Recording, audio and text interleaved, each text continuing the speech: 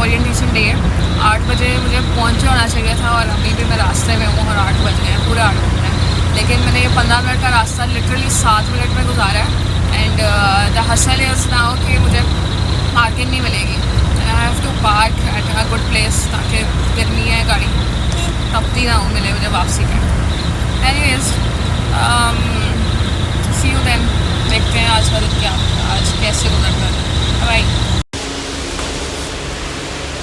मेरा हॉस्पिटल है पुराना और I want be working here any more.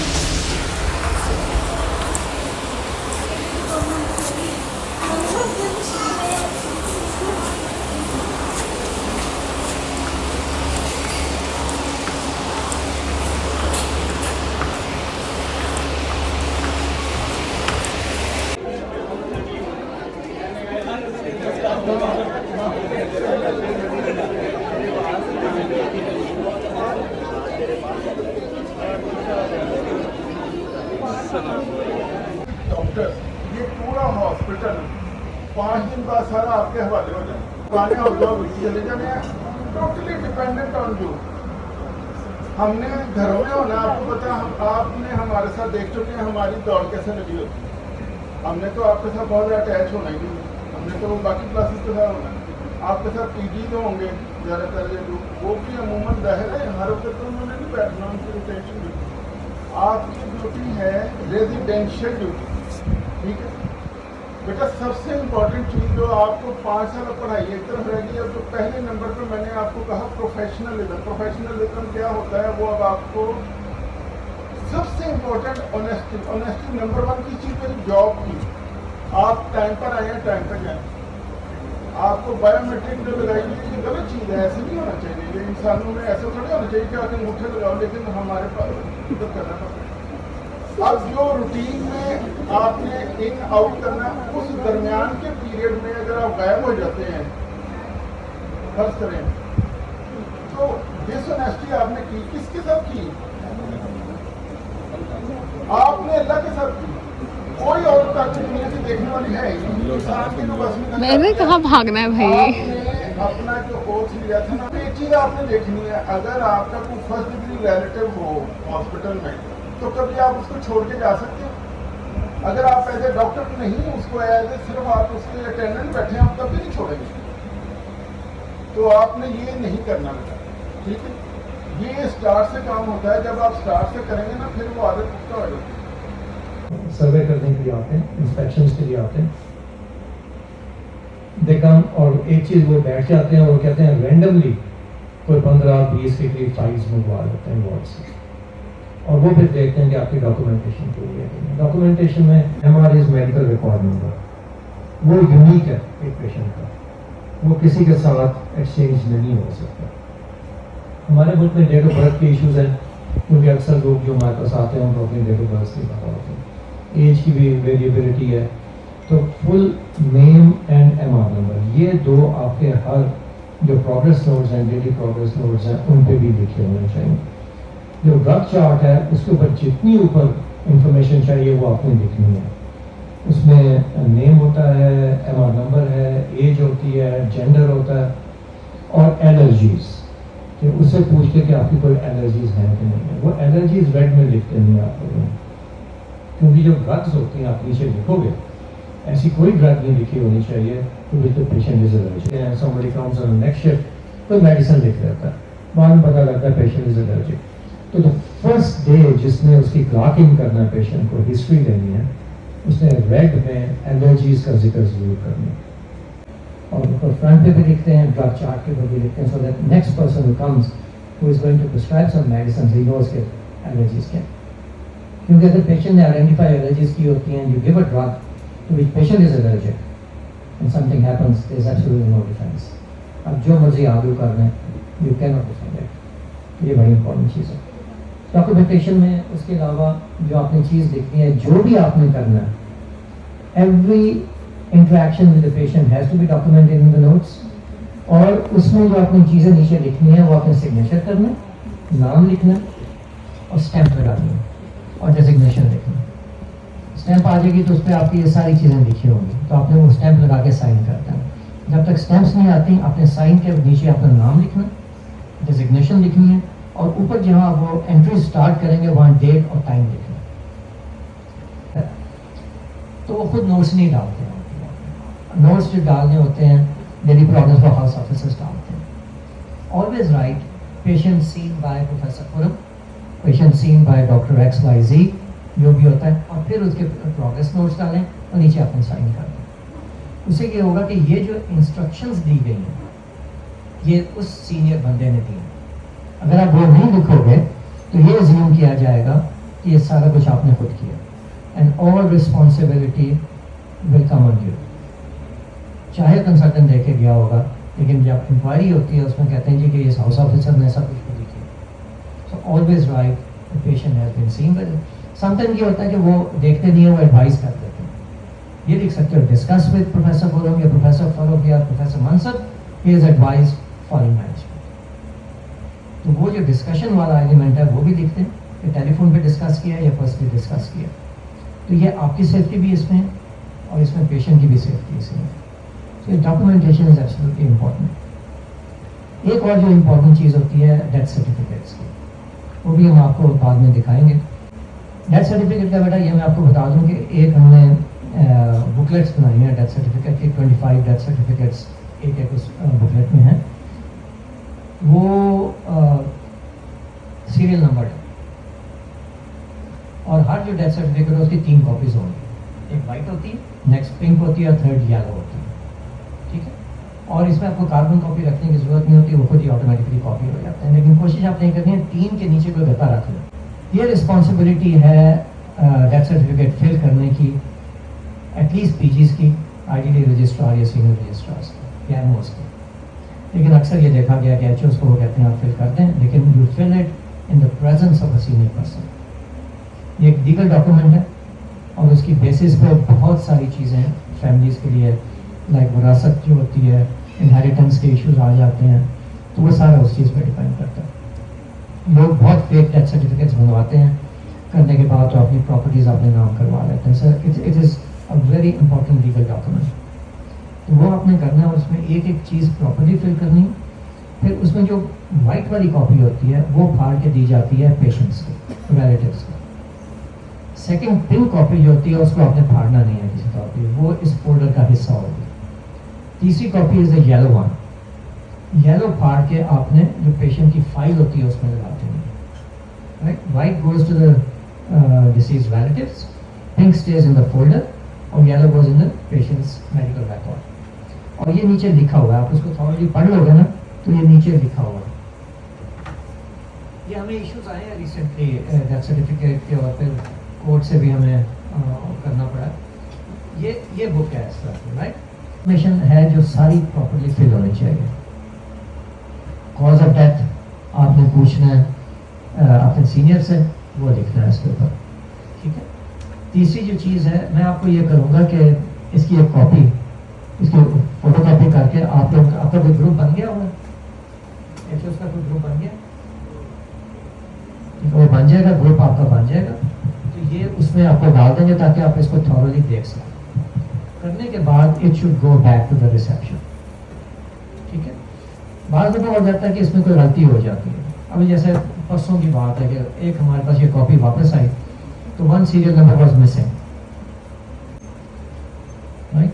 हमारे पास कोई रिकॉर्ड नहीं था, लेकिन हमने ये देखा कि नेक्स्ट जिस डॉक्टर ने किया हुआ है वो जहाँ इमरजेंसी का था, तो मैंने इनको कहा कि उसको जाके देखो डस्टबिन में, और डस्टबिन में पड़े हुए थे। अपेरेंटली उसे गलती हुई तो उसे वो तीनों फाड़ के डस्टबिन में फेंक दी। Never do that. अगर गलती होती है उसको क्रॉस कर दो, ऊपर लिख दो cancelled and go to the next serial number, और वो तीनों के तीनों पेजेस इसमें लगे रहने चाहिए, which would be a surety that nobody has taken it for any illegal purposes. So ये बहुत इंपॉर्टेंट लीगल डॉक्यूमेंट है। इसमें जितनी चीज़ें वो पढ़ लेना आप, डेट ऑफ इशू लिखा होता है, लोकेशन लिखी होती है, फिर हमने ये बॉडी को हैंड ओवर करना होता है, उसका अलग फॉर्म है, बॉडी हैंड ओवर फॉर्म अलग होगा। तो वो जिसको बॉडी हैंड ओवर की जाती है उसका आईडी कार्ड भी रखना होता है, नंबर भी लिखना होता है, उसके साइन भी करवाने होते हैं और रिलेशनशिप भी उसका लिखना होता है, राइट। समटाइम ये होता है, एक दफ़ा काफ़ी साल पहले हुआ था, कोई रिलेटिव्स आ गए कि जी हमें डेथ सर्टिफिकेट नहीं है मेरा, हमें पता लगा इसकी डेथ हो गई and we are the next of kin, तो हमने उनको दिखाया ये बॉडी रिसीव हो चुकी हुई है। वो कहते जी कि ये तो डिस्टेंट रिलेटिव है या क्या, एनीवे ये इनहेरिटेंस का कोई इशू था, हमारे उसमें कोई फॉल्ट नहीं थी। जो उस वक्त नेक्स्ट ऑफ किन था उसके साइन हुए थे, उसका आईडी कार्ड था, इसलिए देयर वाज नो इशू। अगर वो ऐसा ना हो, वो फॉर्म नहीं है, वो कहते हैं जी आप लोगों ने बॉडी किसी को दी नहीं है, ना हमने रिसीव की है, we don't know where the body is. तो ये बड़े सेंसिटिव लीगल इश्यूज होते हैं जिसको आप लोगों ने ध्यान करना, ठीक है। इसके अनाम सर, इसकी ना फ्रंट की एक पिक्चर लेके जमील को कहना कि पिक्चर मैंने आपको दे देता कि ये आराम से इसको डिटेल दिखा सके। तो ये डॉक्यूमेंटेशंस हैं और इसमें पंजाब हेल्थ केयर कमीशन का हम आपको थोड़ा बहुत ब्रीफिंग भी देंगे कि उनके सर्टन स्टैंडर्ड्स हैं जो हमने स्टैंडर्ड्स मेंटेन करने होते हैं। We are fully licensed with health care commission और we got that license I think in 2017 या 18 में था। पहले वो प्रोविजनल देते हैं, अब हमारे पास फुल लाइसेंस है उसका। वेस्ट मैनेजमेंट की कल बात हो गई थी, मैं अभी थोड़ा सा आपसे पूछ लूँ, कोई मुझे बता दे कि येलो पेन किस लिए है? आप बताओ ठीक नहीं सुन लिया बेटा, कोई और ना बोले। ये आपका इम्तिहान नहीं है, बस वांट टू नो कि कितना हम लोगों ने बताया, आप लोगों ने ग्रास्प किया, ठीक है। शार्प्स कंटेनर कितना फिल होना चाहिए?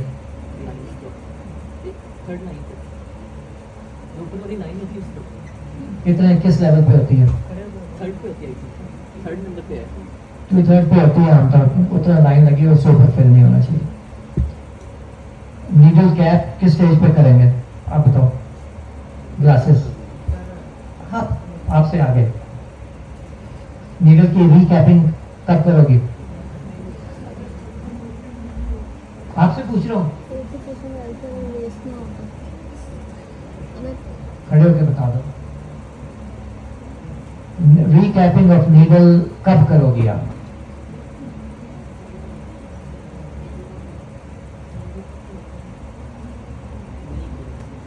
कौन बताएगा ये? बस करनी नहीं है। Never recap a needle. If you recap a needle, क्या डेंजर है उसका? आपको प्रिक हो जाएगा, राइट। सिरिंज को इंजेक्शन लगा के कैसे डिस्पोज ऑफ करना है, कहाँ करोगे dispose of?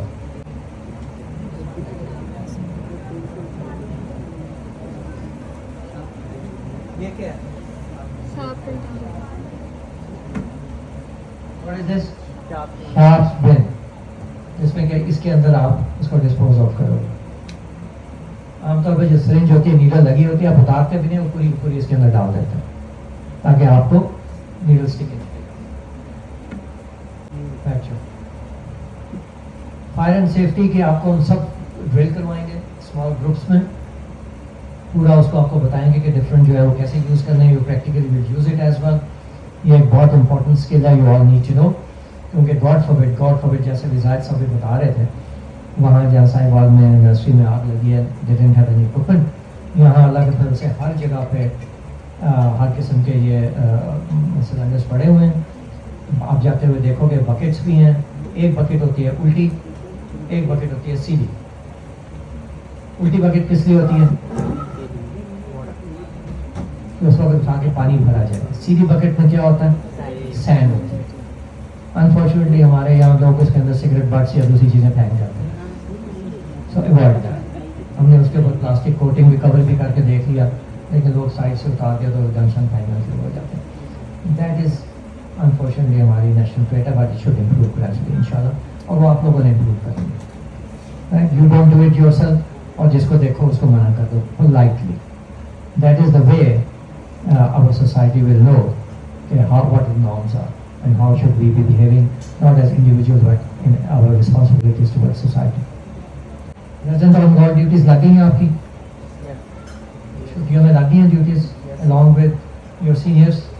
I think you have to, एक अच्छी तो नहीं कहना चाहिए कि वर्कलोड बहुत नहीं होगा, एटलीस्ट आपको जो डिपार्टमेंट के वर्किंग है उसकी ओरिएंटेशन हो जाएगी। आप डॉक्यूमेंटेशन देखो, बहुत सारे डॉक्यूमेंट्स हैं, हिस्ट्री शीट है, उसके बाद ड्रग कार्ड एक्स है, नर्सिंग नोट्स हैं, इन्वेस्टिगेशन के फॉर्म्स हैं, और उसके बाद एक बहुत इम्पोर्टेंट चीज़ जो हमने इधर इंट्रोड्यूस करवाई हुई है वो है कि surgical safety of the patient.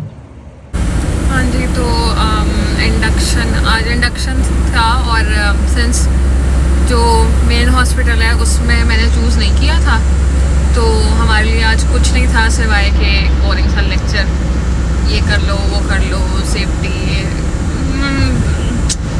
एक तो ये नहीं चल रहे थे, ठीक है। उसके बाद दिल ही नहीं किया कि हम कुछ भी सुने, कुछ भी कोई भी बात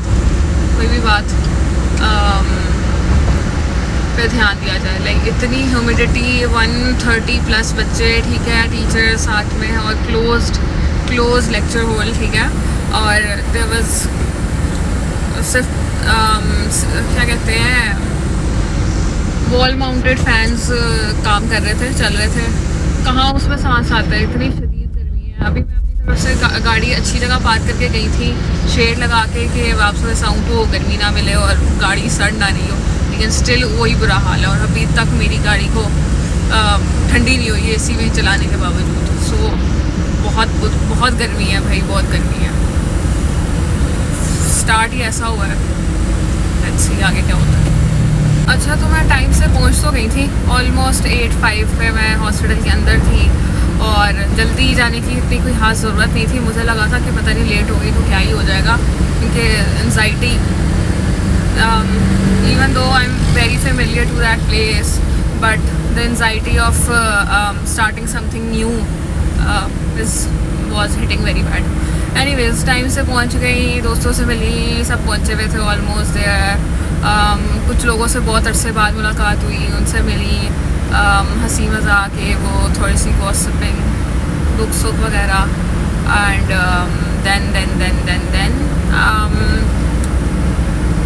हाँ, गर्मी से बुरा हाल। मुझे सुबह ही इतनी शदीद किस्म की स्वेटिंग शुरू हो गई कि ना मैं कुछ बता ही नहीं सकती, बुरा हाल हो गया था। तो जब आप स्टार्टिंग ही ऐसे हो जाए तो the day goes like that. Anyways, फिर मैं पहुंच गई, तो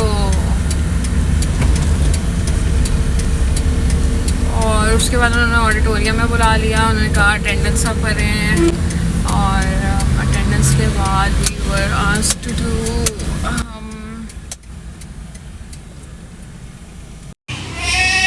घर आ गई हूँ मैं, और ये मेरी बकरा मंडी देखें ज़रा आप।